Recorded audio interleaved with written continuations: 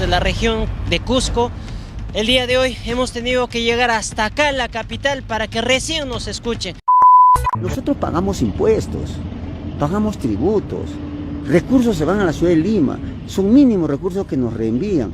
Y ahora lo peor todavía, ya lo que ha colmado al pueblo arequipeño y al sur, que nos quitan, ojo, el derecho a un referéndum, a consulta incluso popular para un referéndum. O sea que ya, ¿para qué diablos pertenecemos a Lima en todo caso?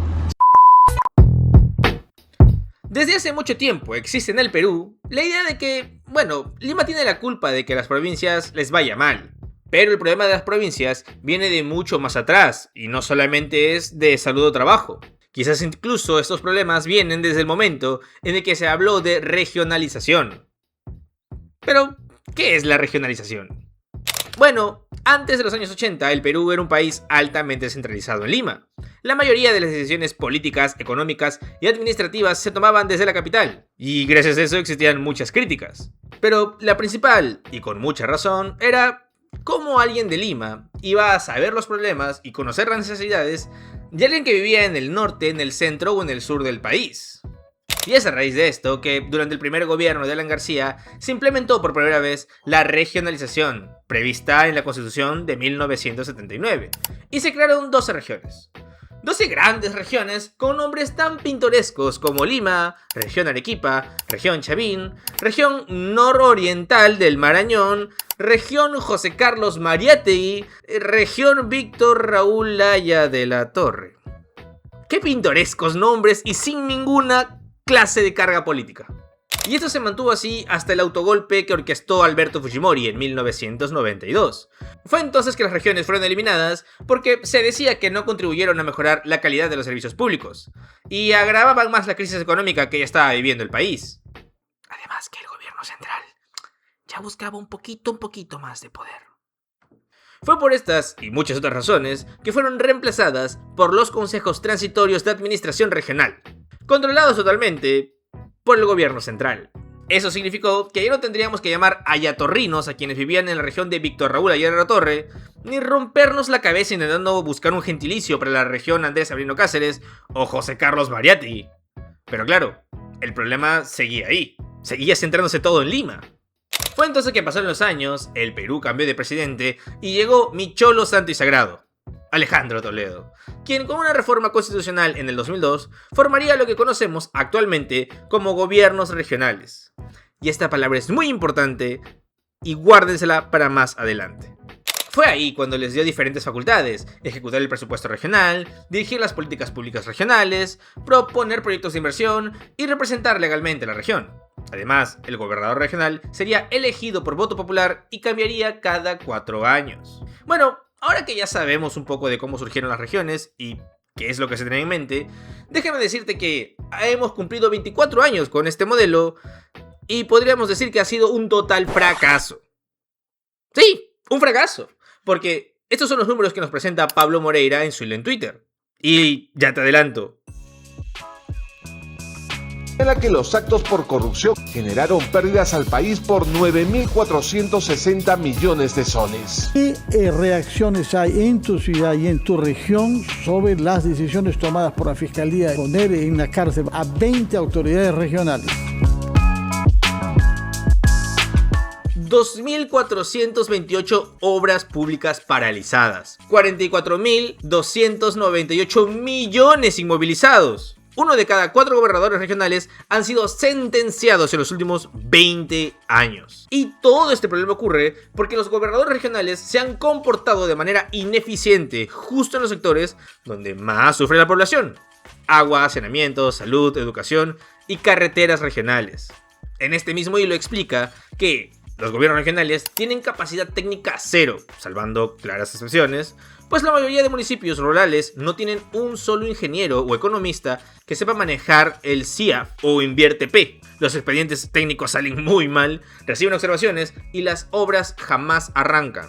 Se suma a esta receta del desastre la rotación política destructiva, pues cada elección cambian equipos enteros. El funcionario que aprendió más o menos gestionar lo que estaba haciendo sale y entra alguien de confianza del alcalde nuevo, haciendo que, pues, todo empiece desde cero. El presupuesto corre, pero las obras no. Y bueno, la típica, la especialidad de la casa. ¡Tachán! La corrupción en el Perú. Tenemos un nivel tan alto de corrupción y además no tiene consecuencias.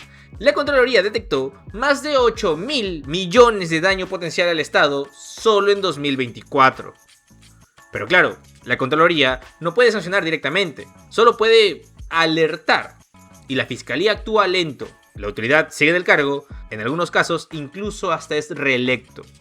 Ok, y ahora que sabemos qué es la regionalización y por qué no está funcionando, volvamos a la pregunta. ¿Es Lima la principal culpable de la miseria en las provincias? Quizás ahora tenemos un poco más de respuestas, y es el político. ¿Y saben qué es lo peor? Que no es algo que lo hagan mal desde ahora o desde hace 5 o 10 años. Lo han hecho mal siempre. Deliberadamente omití algo en la historia de la descentralización. Allá por el año 2002, cuando se crearon los gobiernos regionales, la idea era que en pocos años varios departamentos se unirían para formar regiones más grandes, con mayor población, mayor economía y capacidad administrativa. Fue así como lo contemplaba la Constitución y la Ley de Bases de la descentralización. Y esta unión se establecería mediante un referéndum, convocando a la población involucrada. Entonces, ¿qué pasó? Cuando llegó el día del referéndum, fue un rotundo fracaso. Y ahora adelantémonos en el tiempo para hablar del proceso electoral que se realizará a fin de mes. Lo que pasa es que casi nadie sabe que este 30 de octubre se realiza un referéndum. Con un mensaje muy escueto y apelando a argumentos regionalistas de antaño, el Consejo Nacional de Descentralización intenta así dar a conocer la crucial consulta de este 30 de octubre. Y es que si Arequipa se unía con Tacna y Puno, ¿dónde estaría la capital? ¿Quién concentraría las oficinas públicas? ¿Qué ciudad recibiría más inversión? ¿Por qué Tacna y Puno tendrían que unirse en primer lugar? Y es que muchos ciudadanos sentían que no existía una identidad regional común, ignorando claro que, uniéndose, podrían tener mucha mayor capacidad económica, más poder de negociación frente a la capital, mejor planificación territorial, reducción de burocracia y equipos técnicos competentes, además de menor desigualdad y, bueno, tendría sentido tener gobiernos regionales y además de un gobierno municipal. En los 23 años que existe, Majes no había albergado una expectativa como la que le ha provocado la regionalización. Para ello han decidido ampliar su producción y no quedarse solo en la ganadería. Yo creo que no habría persona razonable que pueda estar en contra de esto. 5 minutos después. El presidente regional de Arequipa y ella, de Moquegua, libran hoy una guerra que ha estremecido todo el territorio de la que alguna vez se llamó la macrorregión sur. Yo creo que no habría persona razonable que pueda estar en contra de esto. En Lambayeque, el presidente regional, Yehude Simón, se ha comprado el pleito completito. Cree fervientemente en la integración de su región con la de Piura y Tumbes.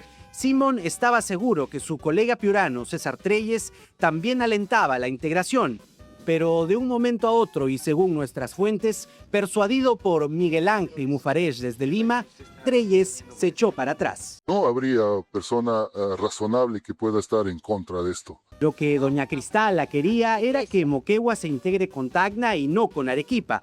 Presentó el expediente técnico, pero a última hora Tacna decidió retirar la firma y con ello dejó sola a la presidenta. Persona razonable que pueda estar en contra de esto. La región norte va camino al referéndum, prácticamente a ciegas, poco informada, con una producción expectante y 3 presidentes regionales que se arañan por algo de poder. Que pueda estar en contra de esto. Mira, el CND es el principal responsable que este proceso vaya a fracasar a nivel nacional, ¿eh? Porque el problema de Moquegua no es el único. En contra de esto. Si usted ve, son de 9 a 8 departamentos que están en las mismas condiciones que Moquegua. De esto. Lamentablemente, ningún departamento decidió unirse para crear estas macroregiones. Y es por esto que hoy seguimos hablando de gobierno regional del Cusco, gobierno regional de Arequipa o gobierno regional de Piura. Pero eso no significa que existan regiones. En realidad, siguen siendo departamentos administrados por gobiernos regionales. Las verdaderas regiones, formadas por la unión de varios departamentos, nunca llegaron a existir porque el referéndum fracasó. Es decir, el proceso de regionalización quedó a medio camino. Y los políticos nunca hicieron el trabajo de explicar los beneficios, pero sí querían los fondos que daba el Estado. Y, bueno, querían seguir poniendo filtros entre el dinero y la gente. Y ya si me pongo a hablar de lo que ocurre con el canon minero, vamos, me llevan preso mañana mismo. Descentralizar el país sigue siendo una tarea pendiente desde hace 24 años después de intentarlo. Y lamentablemente, en las últimas elecciones, no había ningún candidato mencionándolo. Así de mal estamos. En contra de esto.